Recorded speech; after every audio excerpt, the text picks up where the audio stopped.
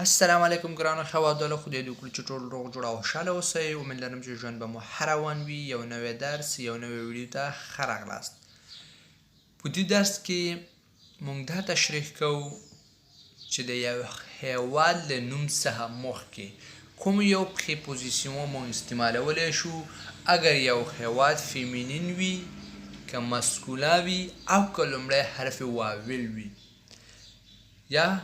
جمع وي. نو په دغه وخت کې کوم یو پریپوزیسیون استعمالولی شو. زما د ویلو مطلب دا دی، بعضې هیوادونه دي د هغوی نومونه فیمینین کې راځي، بعضې هیوادونه دي د هغوی نومونه مسکونا کې راځي، بعضې هیوادونه دي چې د هغه نومونه جمع دي، یعنی دو نومونه دي، دو حرفونه یو ځای شوي دي او ځینې په واول شروع کیږي. نو د هر یو هیواد د نوم څخه مخکې کوم یو پریپوزیسیون استعمالولی شو د ابیتی او ونیغ ورب د وروسته، ابیتی او ونیغ ورب څخه وروسته. مثال په توګه ته وایې چې زه په فرانسه کې اوسیږم، تو به څنګه وایې؟ j'habite à France یا j'habite en France یا j'habite au France. دلته یو صحیح دی، دو غلط دی. نو کوم یو صحیح دی وروسته په درس کې به تاسو لپاره تشریح کوم. بعضې هیوادونو څخه مخکې اون راځي، بعضو څخه مخکې او راځي، بعضو څخه مخکې او جمع راځي، بعضو څخه مخکې دولا راځي، ځینو هیوادونو لپاره دی اپوستروف راځي او ځینو لپاره دو راځي، ځینې لپاره دی راځي. هر یو هیواد څخه مخکې ابیتی ورب څخه وروسته هیواد له نوم څخه مخکې د پورتنۍ پریپوزیسیون څخه راځي او د یو هیواد څخه مخکې او ونیغ دو ورب څخه وروسته د لاندنۍ پریپوزیسیون راځي. اوس راځئ چې په مثالونو کې تاسو لپاره تشریح کړم. لومړی راځو هغه هیوادونه چې نومونه ښځینه دي یا فیمینین ورته وایي، هغه تشریح کوو. pays féminin. En général, les pays qui se terminent par la lettre O sont féminins. En général, les pays qui se terminent par la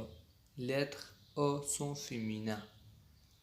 هغه هیوادونه چې او حرف باندې ختمیږي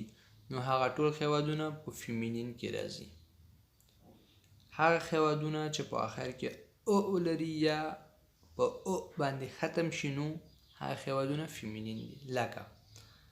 la France, la Turquie, la Grèce. la France, la Turquie, la Grèce. آخري حرف یې وګورئ چې دی؟ او دی. نو په دغه وخت کې دا فیمینین هیوادونه شو. فیمینین هیوادونو لپاره هغه هیوادونه چې فیمینین دي هغوی لپاره هیواد د نوم څخه مخکې او ابیتی ورب څخه وروسته پریپوزیسیون همیشه اون استعمالوو او ونیغ د ورب څخه وروسته او هیواد د نوم څخه مخکې دو استعمالوو. مثالونو ته غوږ شئ، مطلب مې څه دی؟ La France. J'habite en France, je viens de France. J'habite en France. زه په فرانسه کې اوسیږم. فرانس فیمینین دی، یو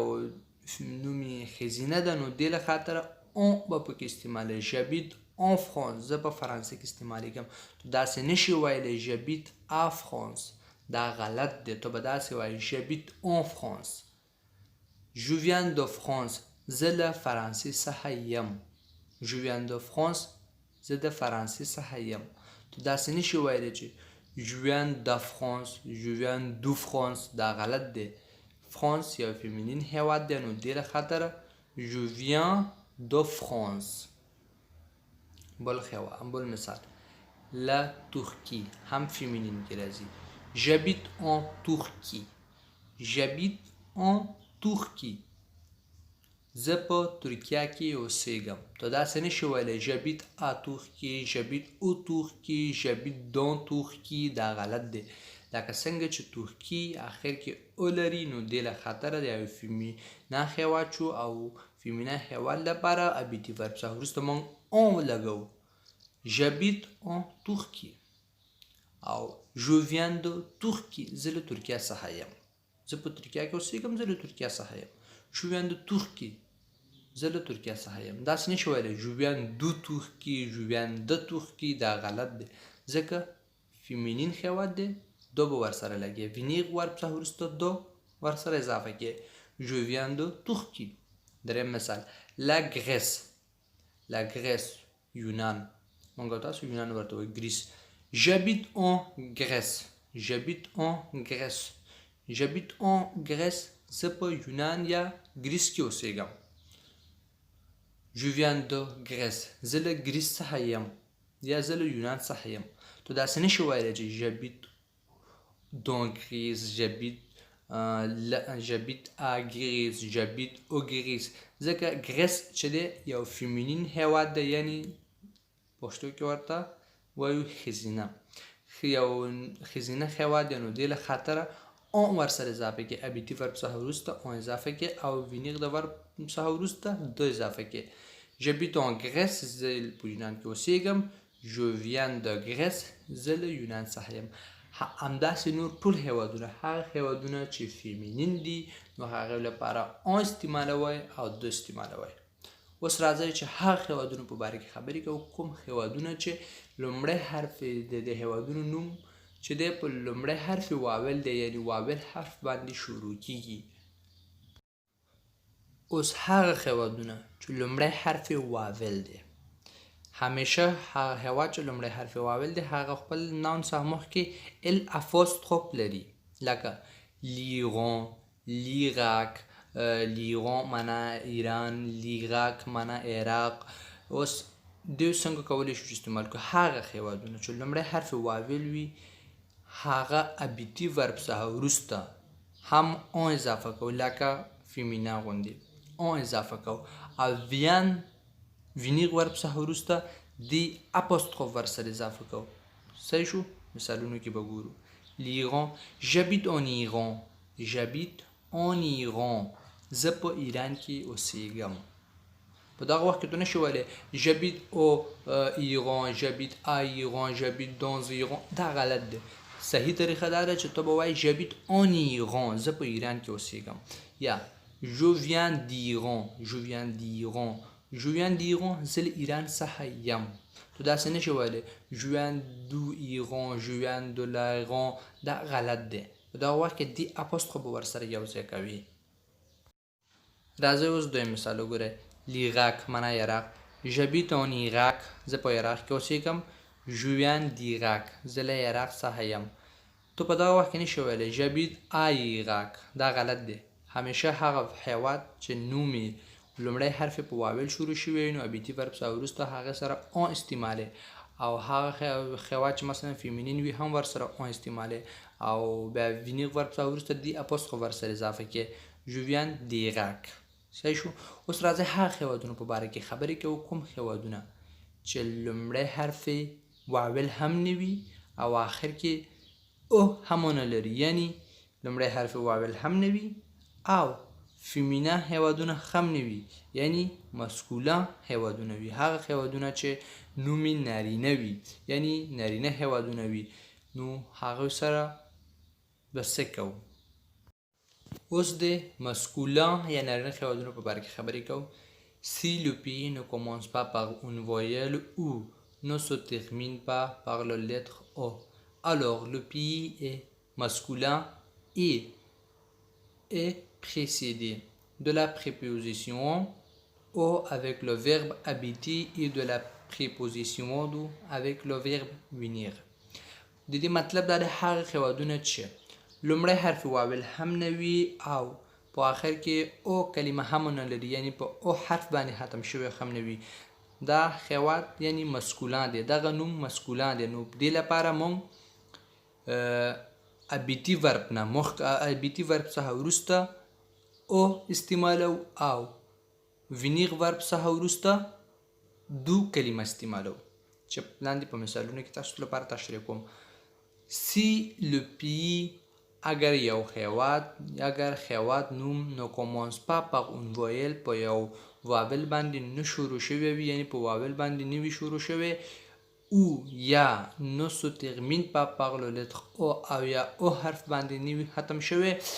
alors le pays est masculin et précédé la proposition O یعنی هغه هیواد چې د مسکولان دی او هغه سره به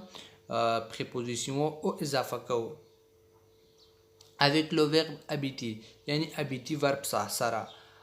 et او de la préposition do avec le verbe venir او venir verbe سره به préposition do اضافه کوو لکه په مثالونو کې وګورئ le Portugal یو مسکولان هیواد دی ځکه واول هم نه لري اول کې آخر کې اوک هم نه لري لکه لو برازیل لو پیرو دا هغه هیوادونه چې مسکولان دي دا به څنګه استعمالو په جمله کې ګوره j'habite au Portugal je viens du Portugal زه په پرتګال کې اوسېږم او زه له پرتګال څخه یم تو داسې نشي ویلی چې j'habite en Portugal je viens de Portugal دا غلط دی j'habite au Portugal je viens du Portugal لکه برازیل ته ګورو le Brésil j'habite au Brésil je viens du Brésil زه په برازیل کې اوسېږم او زه له برازیل څخه یم داسې نشي ویلی j'habite en Brésil دا غلط دی j'habite au Brésil je viens du Brésil دلته ګورو le Pérou دا هم یو هیواد دی j'habite au Pérou زه په پیرو کې اوسېږم je viens du Pérou زه له پیرو څخه یم تو داسې نشي ویلی j'habite en Pérou je viens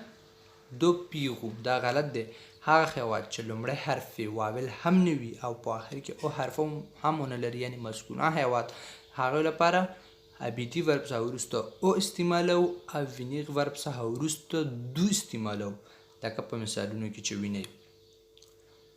اوس راځئ د هغه هیوادونو په باره کې خبرې کوو کوم هیوادونه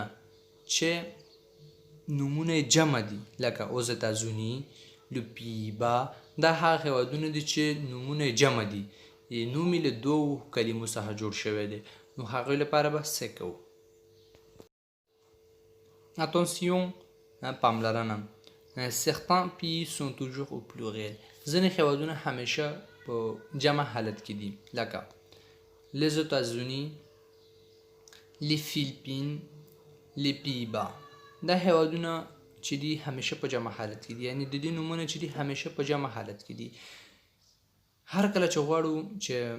دا هیوادونه په یو جمله کې استعمال کړو نو دې لپاره ابیتی ورب څخه وروسته همیشه او راځي دا کوم چې ویني آخر کې ایکس جمع حالت او وینیغ د ورب څخه وروسته دې راځي لکه j'habite aux États-Unis je viens des États-Unis زه په اوزتازونی کې اوسېږم او زه د اوزتازونی څخه یم اوزتازونی امریکا یعنی j'habite aux États-Unis زه په امریکا کې اوسېږم je viens des États-Unis زه له امریکا څخه یم ایتازونی وای یونایټډ سټیټ صحیح شو بل مثال les Philippines j'habite aux Philippines je viens des Philippines زه په فیلیپین کې اوسېږم او زه له فیلیپین څخه یم صحیح شو بل مثال les Pays-Bas معنا Pays-Bas هایلند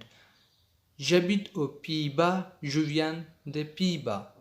j'habite aux Pays-Bas زه په Pays-Bas کې اوسېږم je viens des Pays-Bas زه له Pays-Bas څخه یم تو داسې نشي ویلی چې j'habite en Pays-Bas j'habite dans Pays-Bas j'habite à Pays-Bas دا غلط دی je viens de Pays-Bas دا هم غلط دی j'habite aux Pays-Bas je viens des Pays-Bas زه په Pays-Bas کې اوسېږم او زه له Pays-Bas څخه یم دا زموږ درس امید لرم چې ورباندې پوه شوي یاستئ